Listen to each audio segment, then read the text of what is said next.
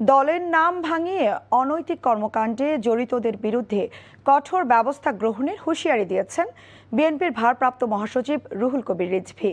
দুপুরে শহীদ রাষ্ট্রপতি জিয়াউর রহমান এবং সাবেক প্রধানমন্ত্রী বেগম খালেদা জিয়ার মাজারে শ্রদ্ধা নিবেদন শেষে তিনি বলেন, শত ষড়যন্ত্র মোকাবেলা করে এগিয়ে যাচ্ছে বিএনপি।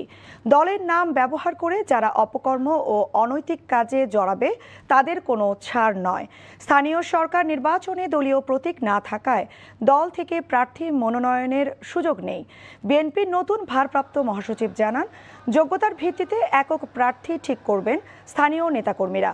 সরকার ও দলের বিরুদ্ধে নানা ষড়যন্ত্র অব্যাহত রয়েছে জানিয়ে রিজভী বলেন, সবকিছু মোকাবেলা করেই তারেক রহমান দেশকে এগিয়ে নিয়ে যাচ্ছেন। জনগণ সরকার এবং প্রধানমন্ত্রীর ওপর সন্তুষ্ট।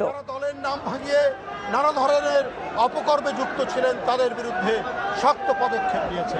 সুতরাং কেউ অনৈতিক কাজ করবেন না, গঠনমূলক কাজে থাকবেন। দলকে শক্তিশালী করতে হবে এবং দলের নেতাকর্মীরা যাতে তারা জনগণের প্রতিনিধি হিসেবে কাজ করতে পারে সেই চেষ্টাই তারা করবেন।